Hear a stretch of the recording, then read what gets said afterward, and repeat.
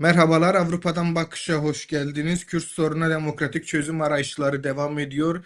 Bu kapsamda bir çerçeve yasa gündemde. Biz bu çıkan çerçeve yasayı konuyu yakından takip eden isimlerden birisi olan İtalyan avukat Ezio Menzione ile ele alıp konuşacağız.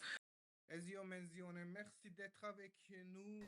Ezio Menzione, bizimle olduğunuz için teşekkürler. Bugün Kürt sorununa demokratik çözüm sürecini konuşacağız. Konuyu yakından takip eden birisi olarak öncelikle süreç kapsamında gündeme gelen çerçeve yasayı nasıl değerlendiriyorsunuz? Bu yasa hakkındaki düşünceleriniz neler?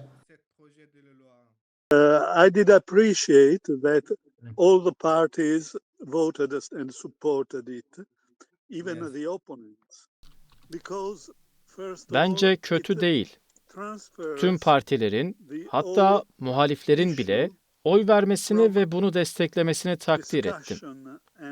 Çünkü her şeyden önce bütün meseleyi tartışma ve sadece sözler düzeyinden, siyasi taraftan, siyasi platforma taşıyor.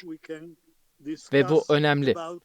Çünkü bundan böyle ne yapmamız gerektiğini ve onların ne yapması gerektiğini tartışabileceğimiz anlamına geliyor.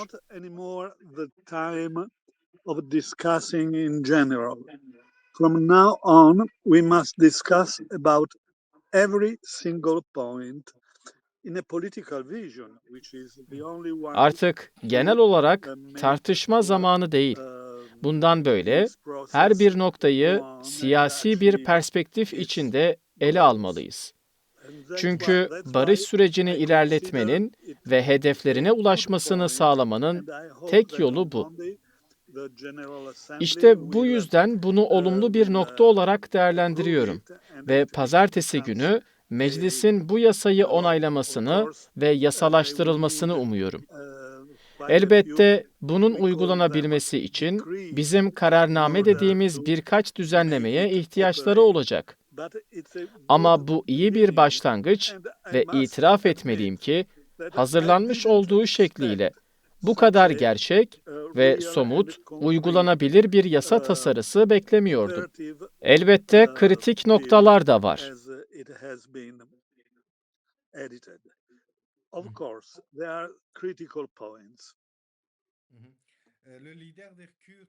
Kürt Halk Önderi Abdullah Öcalan bu yasayı ileriye dönük bir adım olarak nitelendiriyor.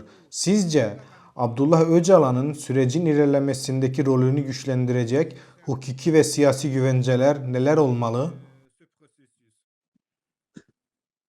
Well, the exclusion of Öcalan from the benefits of the law of the bill and Öcalan'ın yasanın, yani yasa tasarısının sağladığı imkanların dışında bırakılması kabul edilemez. Bu çok üzücü bir durum. Çok olumsuz. Bu en kritik nokta. Çünkü Öcalan bütün sürecin başlıca aktörüydü ve onun bile bu imkanlardan yararlanmasına izin vermeden nasıl ilerleyebileceklerini merak ediyorum. Öcalan'ı dışlayan tasarının 3. maddesi sanki özellikle onun için yazılmış gibi görünüyor. Çünkü belki birkaç başka daha küçük çapta kişi de söz konusu olabilir. Ama Haziran 2005'e kadar bir istisna koymanın esas olarak Öcalan'ı ve birkaç başka kişiyi dışlamak anlamına geldiği açık. Oysa Öcalan bütün sürecin başlıca aktörüydü. Mainly Öcalan and a few others persons. But Öcalan was the main actor of the whole process. I wonder how can Öcalan olmadan sürecin nasıl devam ettirilebileceğini insanın düşünmesi bile zor. Şimdi belki onu serbest bırakmayacaklarını biliyorum. Ama kendisine ev hapsi ya da evde tutulma gibi bir uygulama getirilebilir. Buna böyle diyorum. Ama Öcalan'ın son 2 yılda yaptığı gibi süreç üzerinde çalışabileceği bir konuma getirilmesi önemli. Şimdiye kadar sürecin başlamasından bu yana 2 yıl, hatta 2 yıldan biraz daha fazla zaman geçti. Umarım even a little Öcalan'ın more than we statüsü were netliğe from kavuşturulur. the beginning of the process. Çünkü İmralı'dan I Kürt hope halkına so, sürecin because gerektirdiği from şekilde İmralı, önderlik edemez. he cannot Öcalan'ı yalnızca guide the PKK'nin değil, Kurdish people tüm Kürtlerin the ve way the Kürt halkının process lideri olarak görmek gerekir wants, ve and ihtiyaca cevap verilmeli. there is a feeling of the exigence of having him as the leader of the people, Kurdish people, of all the Kurds and not only of the Dolayısıyla asıl PKK. olumsuz nokta And Öcalan'ın so that's the statüsünün main belirsizliği. negative Ancak point. But oldukça there başka are fazla kritik nokta da quite a var. few other critical points. I Umarım hope that pazartesi on günü Monday meclis bu noktada bazı değişiklikler the yapar. General Çünkü Assembly bazıları will hukuki, change here bazıları and ise there, because yürütmeye ilişkin there are noktalar a olmak few, üzere değiştirilmesi I gereken don't know birkaç husus var. if I must Bunları nasıl consider them değerlendirmem gerektiğini bilmiyorum some ve legal umarım bu points, some değişiklikleri yapmak için executive points pazartesi ve which salı need günü to be iyi bir changed. şekilde çalışırlar. And I hope they work well on Monday and Tuesday to have such changes. PKK gerillalarının Türkiye'ye dönüşü sürecin en kritik başlıklarından biri. Mevcut düzenleme, silah bırakan PKK'lilerin güvenli ve hukuken güvenceli biçimde ülkeye dönmesi için yeterli mi? Size göre eksik olan nedir?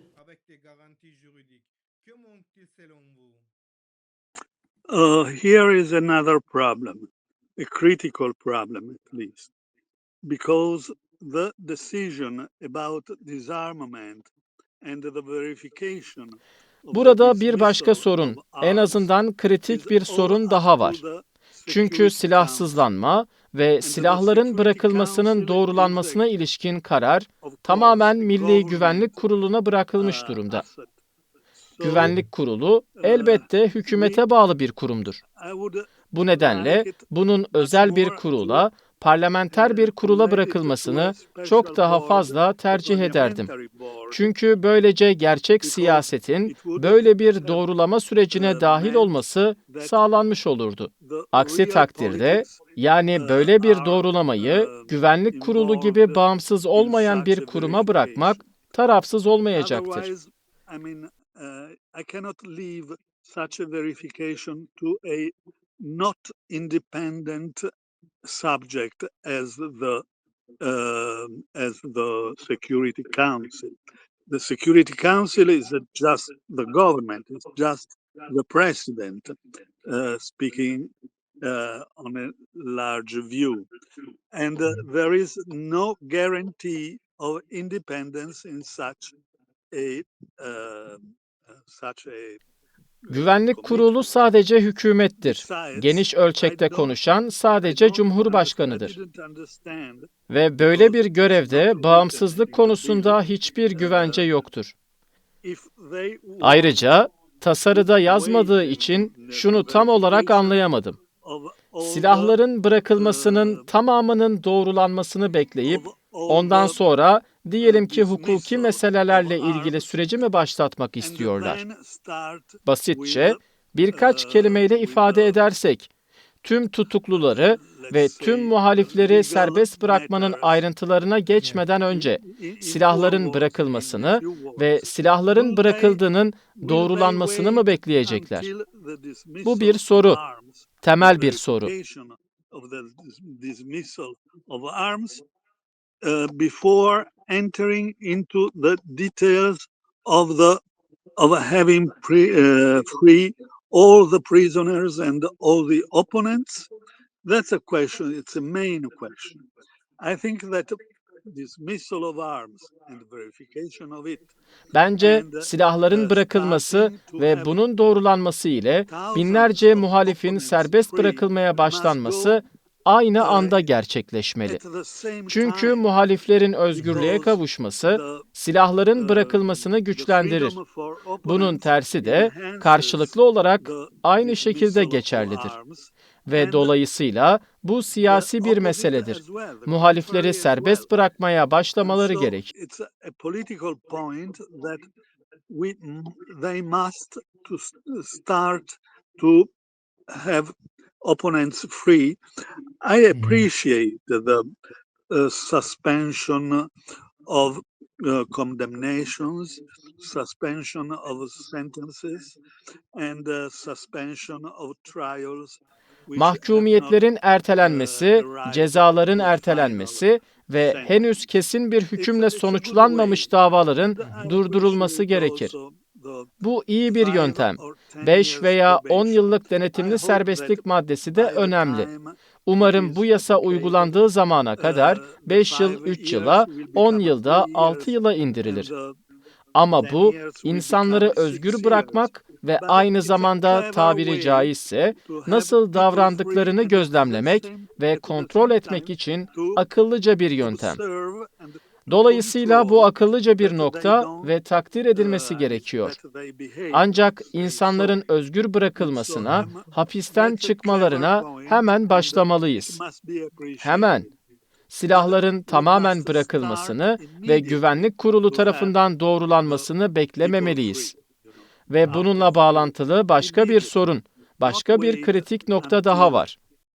the total dismission of arms and the verification by the Security Council.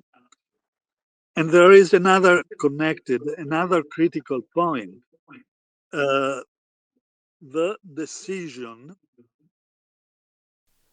Muhaliflerin of serbest having bırakılması kararı esas olarak bir kurula bırakılmış durumda. opponents free Yalnızca değil ama is esas up olarak to a hükümetin board, başını çektiği bir kurula. mainly, not only, Çünkü bu but kurul mainly pratikte bütün up bakanlardan, to a yani board hükümetin where tamamından oluşuyor ve government is the Cumhurbaşkanlığı leader, because Sekreterliğinin it's a board başkanlığında of çalışıyor.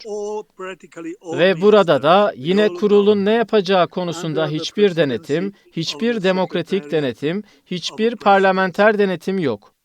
Ya şu olursa, And kurul şu here veya bu again, nedenle bir there is muhalifin bu no imkanlardan control, no yararlanmasını kabul democratic etmezse ne control, olacak? no parliamentary Onların bir hakime control başvurup about başvuramayacağını what tam olarak anlayamadım. Ve bu the en board açık olanı. will do. Eminim ki tasarı What bazı about durumlarda if buna izin veriyor. it may happen for one reason or another, the board doesn't admit an opponent to the benefits. Ayrıca I didn't hakimlerin müdahale understand etmesi quite gereken clearly başka bir durum daha if var. they can Bu go da to henüz a sonuçlanmamış judge, bir dava durumudur. and that Kısmi is bir most hükmümüz obvious. veya I'm sadece sure that birinci in derece certain mahkemesinin cases verdiği bir hüküm the var. bill Bu admits durumda it, karar veren kurul and değil, there is another birinci derece case where hakimdir. judges must intervene. And it's the case of a trial not finished. We have partial or just one grade sentence. In that case, the one who Ve judges is umarım not the bütün board, kararlar hakimler but tarafından the ya da bunun yanı sıra first parlamenter grade denetim altındaki bir judge. kurul tarafından alınır. And I would hope Yalnızca that hükümetin denetimi all the altındaki bir kurul decision tarafından would değil. come Çünkü from hükümete güvenmiyorum. from judges, Dolayısıyla bu da or tartışmamız gereken başka bir besides, kritik a nokta. board Bu yasanın meclisten nasıl under çıkacağını parliamentary göreceğiz. control, and not a board under government control only. Because as a matter of fact, I don't trust the government. And so that's another critical point we must discuss, and we'll see how it comes out from the General Assembly. Bu yasanın tek başına uzun vadede Kürt meselesini çözmeye yetmeyeceğini özellikle vurgulamak istiyorsunuz yanılmıyorsam. No, no, no. It's enough, but it should be Hayır, democratically ama controlled. böyle bir mekanizmanın demokratik olarak denetlenmesi gerekir. En az 5000 dosyayı incelemeleri gerekeceğini ve benzeri bir durum olduğunu biliyoruz. Bunların arasında pek çok dosya sorunsuz bir şekilde ilerleyecek ve makul bir süre içinde karara bağlanacaktır. Many will go smooth and will have a decision reasonably soon. Ancak demokratik bir denetimin bir şekilde gerekli olduğu daha önemli dosyalar da var. Yasanın uygulanması yalnızca hükümete, yalnızca 8 bakan ve Cumhurbaşkanlığı Sekreterliği tarafından oluşturulan bir kurula bırakılamaz. Cannot be left only to the government, only to a board which is constituted by 8 ministers and the secretariat of the presidency. Peki kurul hayır derse ve muhalif de bu imkanlardan yararlanmayı hak ettiğini düşünürse ne olacak? Böyle bir durumda nasıl bir denetim mekanizması olacak? Bu çok hassas bir konu. Ama sonuçta tekrar ediyorum, bu mekanizma işe yarayabilir.